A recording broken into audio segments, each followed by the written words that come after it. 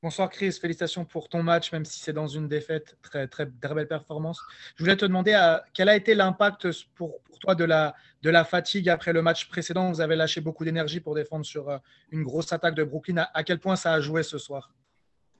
Ben c'est sûr qu'on avait c'est un back-to-back et il y a beaucoup de raisons pourquoi on était un peu lent sur certains défenses. Je pense que comme Trey, mais aussi avec les free throws qu'ils ont shootés, les fautes, ça nous a pas beaucoup aidé. Alors, on peut blâmer beaucoup de choses pour la game. Mais comme je dis, on a fait beaucoup d'erreurs et c'est sûr que certains de c'est à cause de la fatigue. Et ce soir, il shoot à 53% à 3 points. C'est une équipe qui habituellement shoot à 35%. Pour toi, est-ce que c'est vous qui avez pas bien défendu la ligne à 3 points, peut-être justement à cause de la fatigue, ou c'est vraiment eux qui ont été en réussite totale?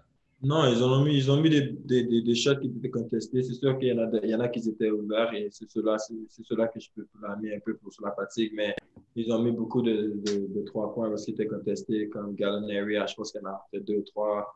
Les gars off the bench qui sont venus, ils ont rentré deux, 3 points de suite au first half. Alors ça nous a pas beaucoup aidé.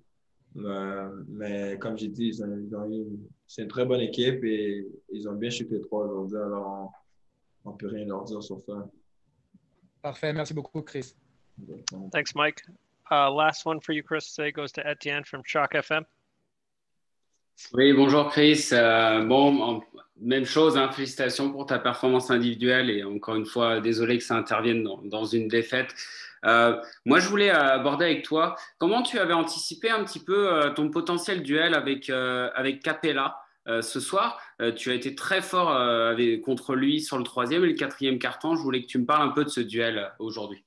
Ben, comme j'ai dit, je regarde Clint depuis longtemps. Je me suis toujours dit, un jour, comme j'ai dit, j'aimerais faire ce qu'il faisait. Je me rappelle quand j'étais au collège, il jouait à Houston et j'étais toujours comme, il a l'énergie, il prenait des rebonds, il bloquait des shots et dunkait la balle. Je me suis toujours dit, ça, c'est une chose que j'aimerais bien faire quand j'arrive dans la ligue. Alors, c'était un bon moment pour moi de jouer contre lui et d'avoir une chance de performer. Comme j'ai dit, je le regarde depuis longtemps, depuis chez le collège. Alors, peut-être effectivement quelque chose de bien pour moi. Ok, et de réussir un affront, un duel face à lui ce soir, est-ce que ça te donne envie à l'avenir dans l'équipe de gagner en importance et de prendre peut-être un petit peu plus la voix, je veux dire vocalement auprès de tes coéquipiers? Mais c'est sûr qu'on veut gagner, comme je dis, on veut gagner chaque game. Alors, ça aurait été bien qu'on gagne, mais je pense que, comme je dis, si on a une division et si on a la chance de les jouer, comme je dis, moi, je vais aller comme ça à 100% à chaque jour. Alors, peu importe l'opportunité que j'ai à jouer contre lui, je donne la même énergie à chaque jour et au bout on peut gagner une game ou deux quand on les joue. Ok, super, merci. Bonne préparation contre Memphis. Merci. Thanks very much for joining us, Chris.